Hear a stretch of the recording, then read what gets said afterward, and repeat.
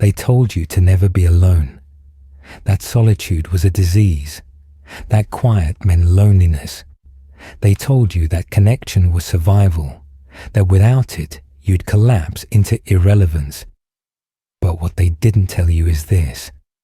Men who can't stand alone are never men at all. They are echoes, noise, reflections of whoever they stand beside. If you always need someone near, you are already owned. Because the man who cannot live without constant company has no spine of his own. He is carried, not walking. He's dragged, not leading. And he will never taste sovereignty. Understand this. Solitude is not emptiness. It is construction. It is the hidden furnace where steel replaces softness, where distraction dies, and where clarity is born. Weak men run from it. They fill their hours with chatter, with scrolling, with dopamine drips from the digital syringe. They can't sit in silence because silence reveals the truth. They don't know who they are. But you will be different. You will embrace the void until it bends to your will. Psychology doesn't lie. Studies from the University of Virginia showed that people would rather give themselves electric shocks than sit alone with their thoughts for 15 minutes. That's how far the modern mind has fallen. The inability to be still has become the normal state of man. And because of this, entire generations are enslaved by noise. Think about that. The average person spends nearly 7 hours a day on screens. That's over 100 full days a year, dissolved into pixels. Not building, not strategizing, just scrolling. They tell themselves they're connected, but connection without depth is emptiness disguised as community. And here's the brutal truth.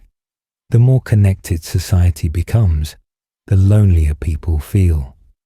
Rates of reported loneliness are at record highs across the world, even though everyone has a device that can talk to anyone at any moment. Why? Because they've confused contact with connection, noise with meaning, attention with respect. This is where solitude flips the game. Isolation is not a punishment. It is practice. It is a drill for the battlefield, where most men choke. You will eat alone. You will train alone. You will plan in silence, not forever, but long enough to become the man who never needs company to feel complete. That's when you are untouchable, because the man who thrives in solitude does not beg for attention. He radiates it. He generates gravity. People chase him without knowing why. His absence becomes heavy. His presence undeniable. This is not theory. Look at history. Marcus Aurelius, the philosopher king, wrote his meditations in solitude, never intended for anyone else to read. Those private reflections became one of the most powerful blueprints for leadership in history. Genghis Khan, after being abandoned and exiled as a boy, spent years in near solitude. He returned not as prey, but as predator, reshaping the world map with ruthless clarity. Steve Jobs would disappear for days, walking in silence, returning with visions that redefined industries. Exile, retreat, silence. Again and again, the pattern repeats.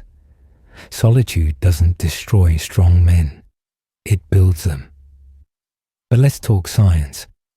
Neurologists have discovered that when you enter solitude, your brain shifts into what's called the default mode network, the system responsible for self-reflection, creativity, and deep problem solving. That network cannot activate when you are distracted by constant chatter and screens. Translation: the ideas that will change your life only appear when you are alone long enough to hear them. Psychologists also found that people who regularly practice solitude report higher self-esteem and lower depression. Why?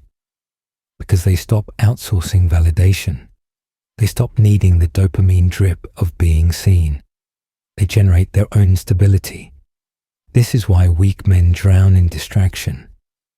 They've never built the muscle of silence. Their sense of self is fragile, and fragile men crumble the second the crowd walks away. But you will be different. You will make solitude your training ground.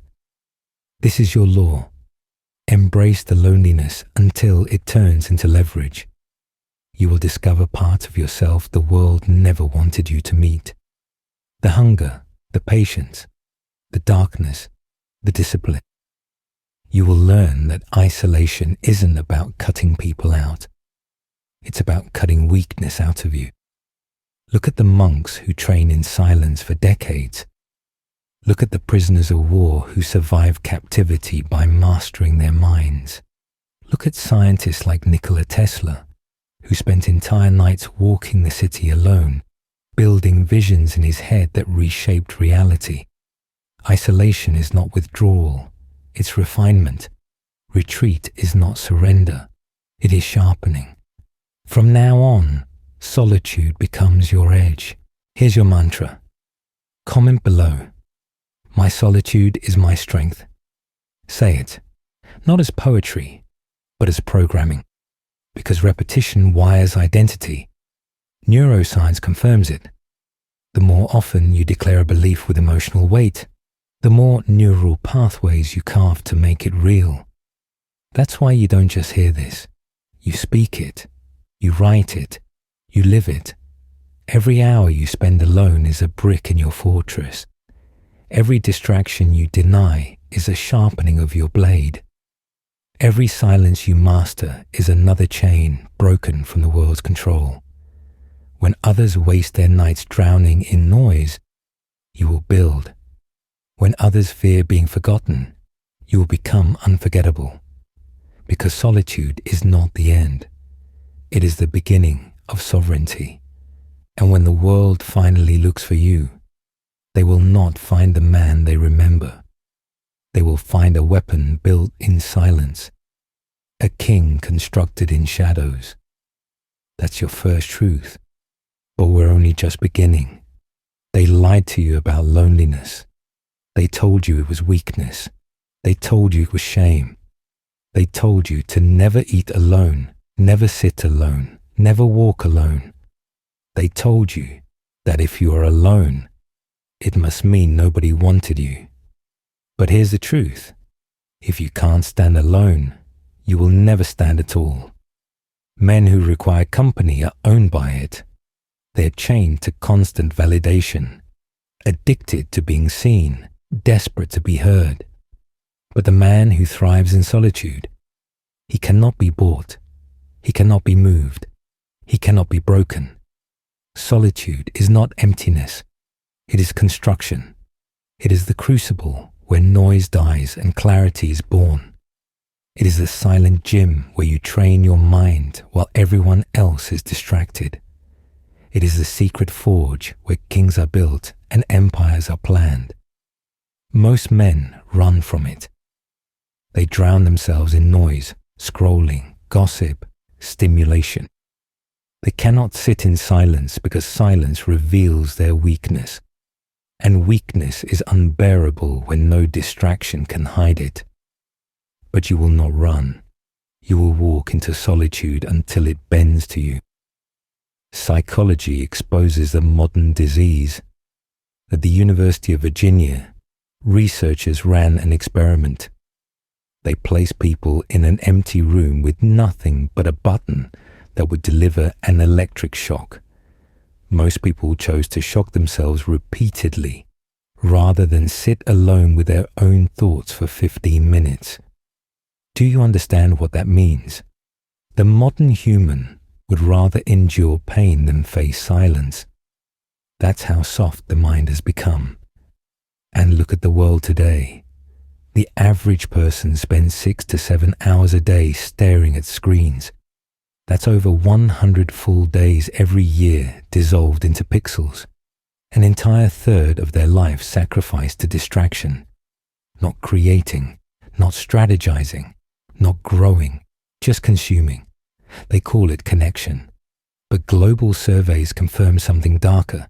Despite being more connected than any generation in history, people are reporting record levels of loneliness, depression, and anxiety. How? Because constant noise is not connection, attention is not respect, and digital company is not companionship. This is why solitude is no longer optional. It's your edge. When you embrace isolation, you separate yourself from the addicted masses. You train your nervous system to live without constant dopamine hits. You condition your brain to generate energy from within instead of needing it from the outside.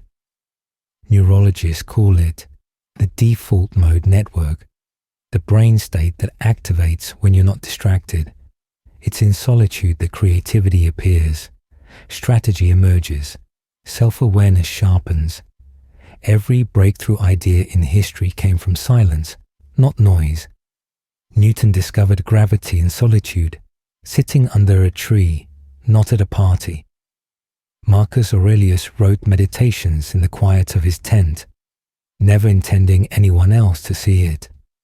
Yet it became one of the greatest works of philosophy. Nikola Tesla would walk alone for hours every night, running full experiments in his head before building them in reality. Steve Jobs disappeared for days at a time, wandering in silence, returning with visions that changed entire industries. Exile, retreat, silence. Again and again, history shows. Solitude doesn't destroy strong men, it builds them. But here's where psychology sharpens the blade. Researchers at the University of Massachusetts found that people who regularly practice intentional solitude report higher life satisfaction, stronger self-esteem, and more resilience under stress. Why? Because they stop outsourcing their stability.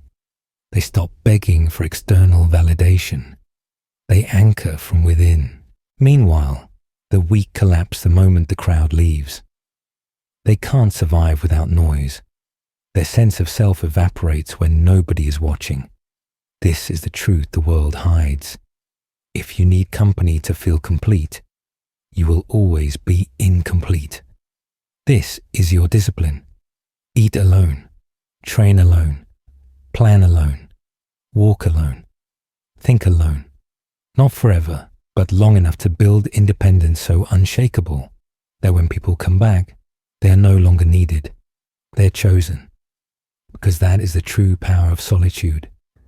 When you don't need anyone, everyone wants you. History repeats this lesson. Genghis Khan was abandoned, betrayed, and left for dead in the Mongolian wilderness. Alone, he sharpened into a predator. He returned not as prey, but as conqueror, building the largest land empire in human history. Machiavelli, exiled from Florence, wrote The Prince in Isolation. That single book influenced politics for centuries. Churchill, cast into political wilderness before World War II, spent his isolation studying strategy. When the world was burning, he was ready. Even Jesus, before beginning his mission, retreated into 40 days of solitude in the desert. Isolation precedes impact, always. The psychology of discipline proves it. Delayed gratification, the ability to resist immediate pleasures for long-term gains, is the single greatest predictor of success, wealth, and stability according to Stanford's famous marshmallow test. And where is delayed gratification trained? In solitude. Because solitude is resistance training for the mind. No stimulation, no distraction, no quick hits of dopamine, just silence, patience, and the war inside your own head. The man who conquers solitude conquers temptation. He becomes immune to distraction. And when the masses crumble at the first discomfort, he thrives. This is why monks train in silence for decades. This is why warriors retreat to the mountains before war. This is why billionaires vanish from the public eye before their next big move. Solitude is not withdrawal, it's refinement. Isolation is not exile, it's incubation. You are not disappearing, you are constructing. Weak men confuse solitude with loneliness, but loneliness is the suffering of men who hate themselves. Solitude is the mastery of men who are building themselves. Learn the difference. The lonely man says, "Nobody wants me." The disciplined man says, "I don't need anyone."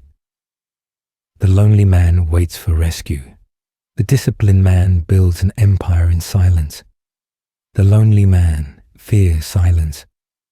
The disciplined man turns silence into a symphony. And here's the paradox. Once you master solitude, you will never be truly alone again, because you carry your fortress inside you. You carry your kingdom everywhere you go. That's why people chase the man of solitude. He radiates gravity. He doesn't beg for attention. He pulls it. His absence is heavy. His presence is undeniable. This is your mantra. Comment below. My solitude is my strength. Say it, not once, not twice. Repeat it until your brain believes it. Neuroscience proves this. Affirmations with emotional intensity literally carve new neural pathways. Repetition reprograms identity. So when you say it, you're not just speaking, you are rewriting yourself. Remember this law. Every hour in solitude is a brick in your fortress. Every distraction denied is a sharpening of your blade. Every silence mastered is another chain broken. Every lonely night is one step closer to sovereignty. While others waste their lives in noise, you will build in silence. While they panic when ignored, you will remain unmoved. While they drown in loneliness, you will rise in solitude. Because solitude is not the end. It is the beginning of sovereignty, the beginning of clarity, the beginning of mastery. And when the world finally looks for you, they will not find the man they once knew.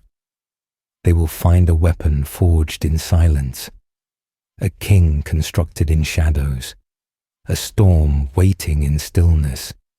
And that is the discipline of isolation.